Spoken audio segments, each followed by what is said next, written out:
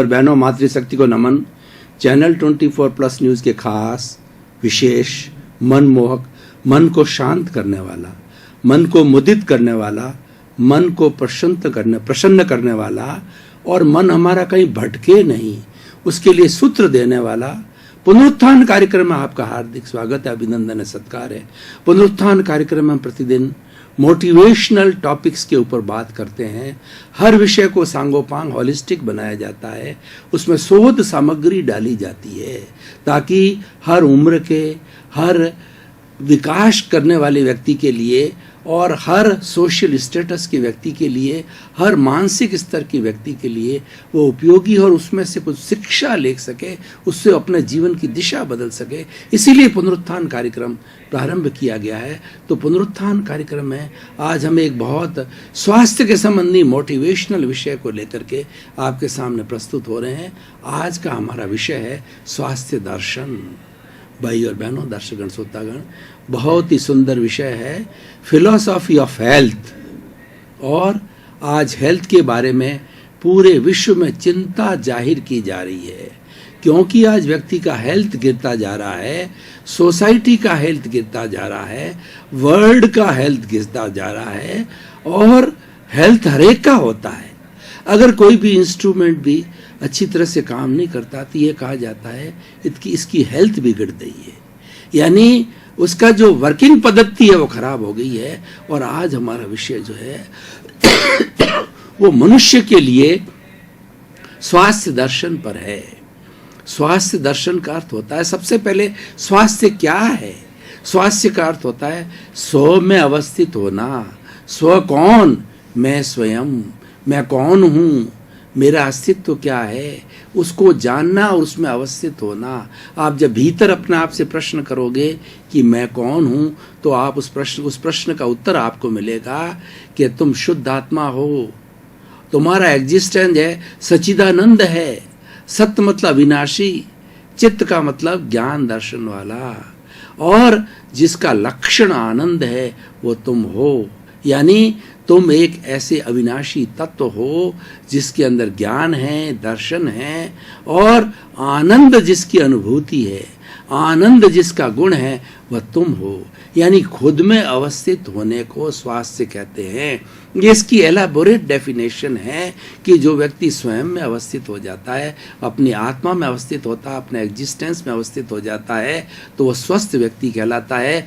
और ऐसा व्यक्ति पूरे ब्रह्मांड के जीवों को आत्मवत देखेगा, सबको अपने एक समान देखेगा, किसी की बुराई नहीं करेगा, किसी की निंदा नहीं करेगा, किसी को टॉर्चर नहीं देगा और किसी को परेशान नहीं करेगा, किसी को दुख नहीं देगा।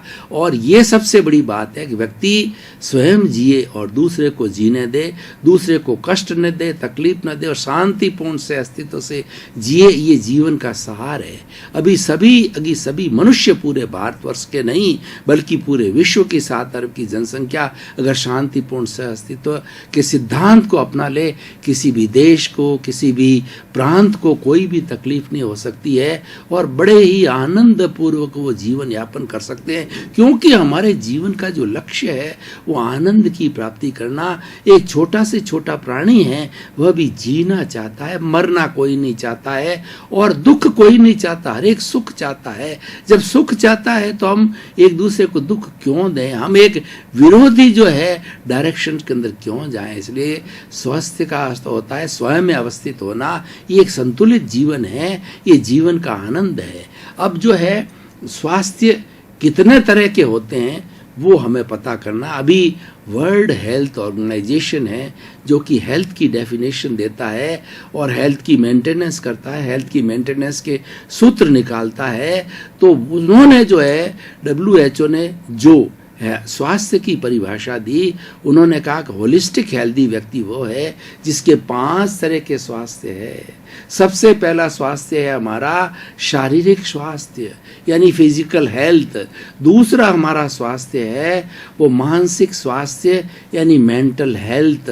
और तीसरा तरह का हमारा स्वास्थ्य है वह है भावनात्मक स्वास्थ्य, उसको इमोशनल हेल्थ कहा जाता है। और चौथा हमारा स्वास्थ्य है आध्यात्मिक स्वास्थ्य जिसको कि स्पिरिचुअल हेल्थ कहा जाता है। और पांचवा हमारा जो स्वास्थ्य है वह है सामाजिक स्वास्थ्य। इसका मतलब सोशल हेल्थ होती है कि हम किस तरीके से समाज में जीते हैं, परिवार में जीते हैं, सामूहिक जीवन कैसा जीते हैं, वो हमारा सामाजिक स्वास्थ्य कहलाता है। तो भाई और बहनों, दर्शकगण, श्रोतागण, हम एक एक स्वास्थ्य के बारे के अंदर इसका खुलासा करेंगे। खुलासा होने पर जो है हमारी जो फिलॉसॉफी ऑफ हेल्थ है बहुत क्लियर हो जाएगी और हम समझने लग जाएंगे। साथ साथ में कुछ हम सूत्र लेकर के भी चलेंगे कि ये वो स्वास्थ्य कैसे मेंटेन किया जा सकता है। तो सबसे पहला जो हमारा शारीरिक स्वास्थ्य है, शारीरिक स्वास्थ्य का मतलब जो हमारी ये बॉडी है, वो बॉडी अच्छी तरह से फंक्शन करनी चाहिए। बॉडी के अंदर छोटी से छोटी जो इकाई होती है वह सेल कहलाती है, कोशिका कहलाती है।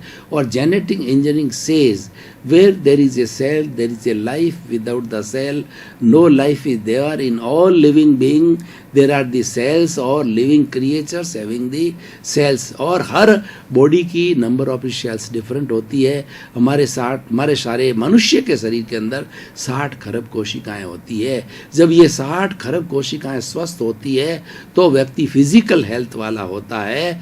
और उन जो है वो हमारे सेल से जो है टिश्यूज बनते हैं, टिश्यू से ऑर्गन्स बनते हैं, ऑर्गन से सिस्टम बनते हैं और सिस्टम से पूरी बॉडी बनती है।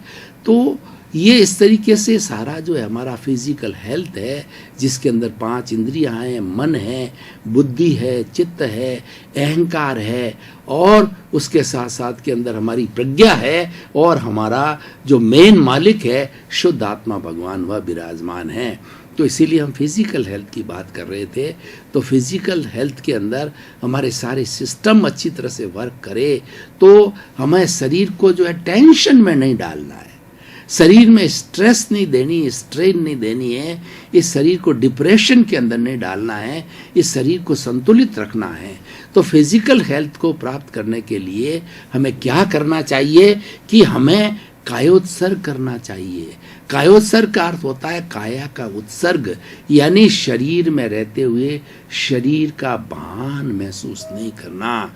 उसके लिए हमें क्या करना पड़ता है कि आप अकेले के अंदर स्वस्थ वातावरण में बैठ करके अपने आप को ऑटो सजेशन दीजिए कि मेरा शरीर शिथिल हो जाए, शरीर की एक एक कोशिका शिथिल हो जाए, शिथिल हो जाए। ऑटो सजेशन देने के बाद के अंदर आप अनुभव कीजिए मेरा पूरा शरीर शिथिल हो रहा है, हो रहा है, पूरा शरीर रुई की भांति शिथिल हो गया है, मेरा शरीर हल्का हो गया है, कोई अकड़न नहीं, कोई जकड़न नहीं, कोई तनाव नहीं, कोई स्ट्रेस नहीं, कोई स्ट्रेस नहीं, पूरा शरीर रुई की भांति हल्का हो गया है। इतना हल्का हो गया है, मैं महसूस कर रहा हूँ कि मेरा शरीर अपने स्थान से 1 फुट ऊपर उठ गया है। इसको कायोत्सर्ग कहा जाता है।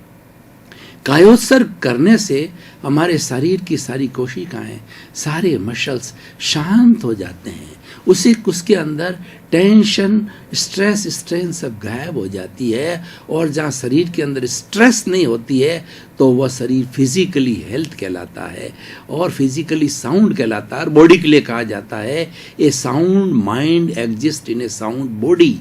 तो इसीलिए हमारे मन को, बुद्धि को अच्छा रखने के लिए हमारे फिजिकल हेल्थ को अच्छा रखना बहुत ही ज़रूरी है। फिजिकल हेल्थ के बिना हम बीमार की तरह कार्य करेंगे। हम उठ नहीं सकते, बैठ नहीं सकते, कहीं जा नहीं सकते, यात्रा नहीं कर सकते, यानी हमारी कोई भी गतिविधि है जो कि हम जीवन में करते हैं सारी गतिविधि रुक जाती है, ठप हो जाती है। और इस फिजिकल हेल्थ को प्राप्त करने के लिए हमें आसन करना चाहिए। आसन का अर्थ होता है जो हमारी बर्ड्स होती है, फ्लाइंग बर्ड्स जिस आसन के अंदर बैठती है, उस आसन के अंदर हमें बैठना चाहिए। जैसे मयूरासन है, कुकुटासन है, दुग्धासन है, सर्पासन है, ताड़ासन है। यानी जिस तरीके से हमारे ये पशु पक्षी बैठते हैं उसी तरीके से हमें भी बैठना चाहिए। उससे क्या होता है कि हमारे शरीर के जितने भी मसल्स हैं वो मसल्स जो है डक्टाइल हो जाते हैं, वो मसल्स नरम हो जाते हैं, वो मसल्स जो है वो बहुत मुलायम हो जाते हैं। और जिसके मसल्स मुलायम होते हैं उसके शरीर को कैसे भी ऊंचा नीचा ऊपर घुमाया जा सकता है। खास करके जो क्रिकेट खेलने वाले हैं, फुटबॉल खेलने वाले हैं, स्पोर्ट्समैन से, एथलीट्स है, उनकी फिजिकल हेल्थ बहुत ही ज़रूरी है। उसके बिना वो अपना ये स्पोर्ट्स का काम नहीं कर सकते हैं। तो ये हमारी फिजिकल हेल्थ और उसके सूत्र हमने दिए। दूसरी हमारी जो है मेंटल हेल्थ, मानसिक स्वास्थ्य के लिए कहा जाता है कि मानसिक स्वास्थ्य जीवन की एक उपलब्धि है। जिसको मानसिक स्वास्थ्य प्राप्त है और वो मेंटली व्यक्ति बिल्कुल बिल्कुल एकदम फिट है तो वह व्यक्ति आनंद के साथ जीवन जी सकता है, प्रसन्नता के साथ जीवन जी सकता है।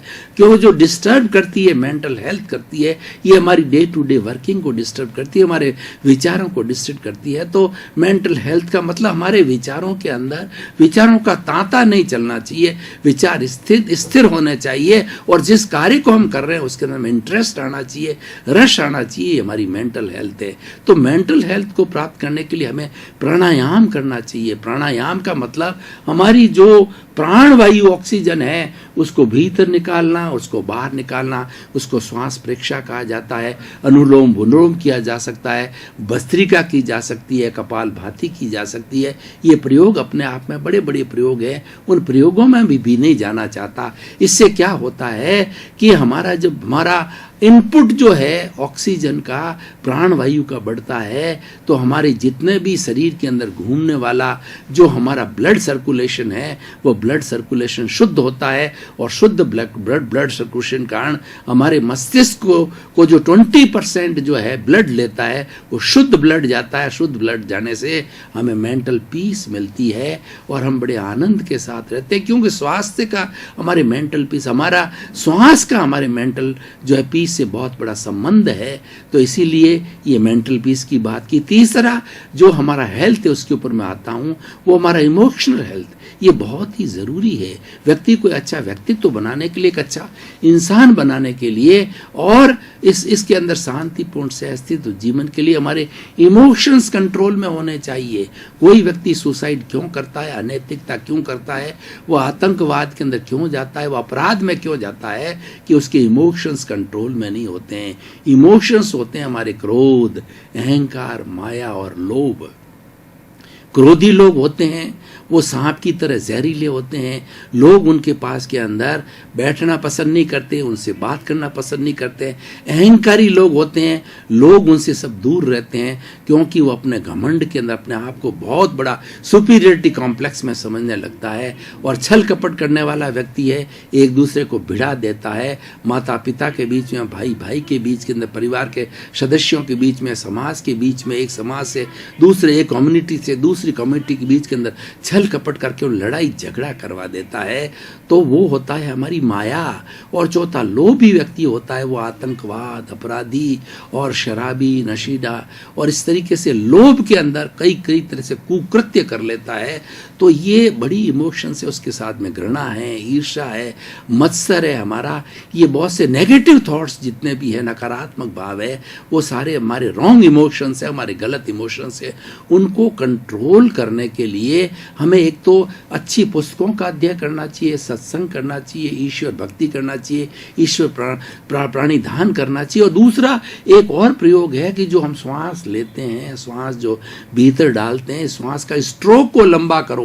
आप अभ्यास करो कि जो श्वास आ रहा है जा रहा है, 1 मिनट में व्यक्ति 16 श्वास लेता है, तो आप अभ्यास करो कि 16 से घट करके ये 14 हो जावे, 12 हो जावे, 10 हो जावे, 8 हो जावे। जितनी हमारी पर मिनट श्वास की संख्या जो है घटेगी, उतना घटने से हमारे इमोशंस ऑटोमेटिकली कंट्रोल हो जाएंगे। ना तो हमें कोई मेडिसिन लेनी पड़ेगी, ना हमें कोई अभ्यास करना पड़ेगा। और ये हमारी मेडिकल साइंस कहती है कि जिसके श्वास की स्ट्रोक की संख्या 16, नॉर्मल व्यक्ति टेंशन फ्री होता है 16 के अंदर, और अगर उसे घट जाती है तो व्यक्ति धीरे धीरे उसके सारे इमोशंस अपने आप कंट्रोल हो जाते हैं। और उसके साथ साथ में दूसरी विधियां मैंने बताई है वो भी करनी चाहिए। और देखिए, जो व्यक्ति के श्वास की संख्या घट जाती है, वो बढ़ती नहीं है, मतलब श्वास की संख्या बढ़ जाती है, तो बढ़ने पर जैसे 16 से 20 हो गई, 25 हो गई, 40 हो गई, 50 हो गई, व्यक्ति को हार्ट अटैक हो जाता है, कोमा में हो जाता है और वो व्यक्ति कामुक हो जाता है। जितने व्यक्ति जो अपराध करते हैं उसके अंदर हार्ट रेट बढ़ जाती है, उसके अंदर श्वास की संख्या बढ़ जाती है। इसीलिए हमें श्वास पर कंट्रोल और श्वास की स्ट्रोक को जो है लंबा करना, इमोशनल हेल्थ को सही करने के लिए बहुत आवश्यक। अभी हम भावनात्मक स्वास्थ्य के ऊपर हम जो है वो जाते हैं, स्पिरिचुअल हेल्थ के ऊपर जाते हैं, जो कि कहलाता है हमारा आध्यात्मिक स्वास्थ्य। अध्यात्म का अर्थ होता है भीतर की ओर जाना। भीतर की ओर जाने के लिए हमें मेडिटेशन करना चाहिए। और भीतर हमारा प्रभु विराजमान, ये जो शरीर है एक मंदिर है। इस मंदिर के अंदर हमारा परम पिता परमेश्वर प्रभु भगवान जो है सर्वशक्तिमान ईश्वर शुद्ध आत्मा भगवान विराजमान है। इसलिए शरीर को गंदा नहीं करना चाहिए, विचारों को दूषित नहीं करना चाहिए, भावना नहीं बिगाड़नी चाहिए, नकारात्मक भाव नहीं लाने चाहिए, और किसी के प्रति निंदा के भाव, किसी के प्रति बुराई के भाव, और किसी का बिगाड़ हो, किसी की हिंसा हो, ऐसे भाव नहीं करना चाहिए। उससे हमारा परमात्मा दुखी होता है और उसके साथ साथ हम अशांत होते हैं और परमात्मा का आशीर्वाद नहीं मिलता। आध्यात्मिक स्वास्थ्य को प्राप्त करने मेडिटेशन करना चाहिए। जो लोग मेडिटेशन करते हैं, उस प्रक्रिया के अंदर जाते हैं, उनको बड़ी शांति मिलती है और वो स्पिरिचुअली हेल्दी व्यक्ति कहलाते हैं। वो ईश्वर में विश्वास करते हैं। उनके पास के अंदर कितना वज्रापात हो जावे, कितनी बड़ी मुसीबत हो जावे, तो वो दुख में से सुख निकालने की कला जानते हैं। एक स्पिरिचुअल व्यक्ति हमेशा नैतिक होगा, एक स्पिरिचुअल व्यक्ति हमेशा न्यायप्रिय होगा, स्पिरिचुअल व्यक्ति किसी को धोखा नहीं देगा, स्पिरिचुअल व्यक्ति किसके साथ न्याय नहीं करेगा, स्पिरिचुअल व्यक्ति जो है वो किसी की निंदा नहीं करेगा। तो स्पिरिचुअल हेल्थ बहुत सुंदर है और उसको प्राप्त करने के लिए हमने जो है वो सूत्र पता की। अब अल्टीमेट हमारा सोशल हेल्थ है। इस सोशल हेल्थ को मैं आज एपिसोड को कॉन्क्लूजन के रूप में देखना चाहता हूं, क्योंकि हमारा पुनरुत्थान कार्यक्रम कॉन्क्लूजन में बिलीव करता है। वो सोशल यूटिलिटी, रिलीवेंस और उसकी प्रासंगिकता में बिलीव करता है। आखिर हम 27 मिनट 25 मिनट तक कोई वार्ता करते हैं, उस वार्ता को सारांश क्या है, क्या वह उपयोगी है कि नहीं, वो जनमानस के अंदर सुधार ला सकती है कि नहीं, व्यक्ति को बदल सकती है नहीं सकती है, तो उसका जो निष्कर्ष है वो हमारी सोशल हेल्थ है। इन 4 तरह के हेल्थ को प्राप्त करने वाला व्यक्ति सोशली हेल्दी कहलाता है। सोशली हेल्दी वह व्यक्ति होता है सबके साथ मिलनसार होगा, कार्यकुशल होगा, बात का धनी होगा, जितने भी कमिटमेंट करेगा उतना पूरा करेगा, परोपकार करेगा, किसी के प्रति कष्ट की भावना नहीं रहेगा और परिवार के सदस्यों के साथ रहता है, बड़ों के साथ सम्मान करेगा, छोटों के साथ वात्सल्य रखेगा। और जब ये लेसन बच्चा प्रारंभ से बच्चों के लिए कहा जाता है कि बच्चों की प्रथम पाठशाला माँ होती है, माता पिता से अच्छे संस्कार मिलते हैं और संस्कार मिलकर के बच्चा ज्यों-ज्यों डेवलप होता है और वो सोसाइटी के अंदर आता है, वर्किंग प्लेस में आता है, जब वो फील्ड के अंदर आता है तो वही संस्कार उसके काम आते हैं और उस संस्कार से वो सबके साथ में अच्छा व्यवहार करता है और व्यक्ति अच्छा व्यवहार करके और सबको जो है सबका मन जीतता है। दर्शकगण, श्रोतागण, भाई और बहनों, आपका बहुत बहुत धन्यवाद। पुनरुत्थान कार्यक्रम हमेशा समसामयिक विषयों पर बात करता, समीचीन जो हमारे टॉपिक्स उस पर बात करता है और उन बात करके हमारा लोगों के अंदर कैसे सुधार हो, व्यक्ति कैसे सुधरे, वो हमारा उद्देश्य है। सुधरे व्यक्ति, समाज व्यक्ति से राष्ट्र स्वयं सुधरेगा। हम व्यक्ति को सुधारना चाहते हैं, व्यक्ति के अंदर जो नकारात्मक भाव है उसको तिरोहित होकर के उसकी जब सकारात्मक भाव बढ़ना चाहते हैं। न ये कोई तांत्रिक विद्या है, न मंत्र है, न तंत्र है, कुछ भी नहीं है। हमारा ही पुनरुत्थान कार्यक्रम है, मात्र ये नेगेटिविटी से पॉजिटिविटी को जाने का, दृष्टि बदलने का कार्यक्रम है। इसी क्रम में आपका जीवन आनंदमय हो, मंगलमय हो, सुखमय हो, प्रेममय हो और खूब आप आनंद के साथ सताई होकर के और अपने परिवार की सेवा करें, समाज की सेवा करें और अपने जीवन को धन्य बनावें। आपके प्रति मंगल भाव।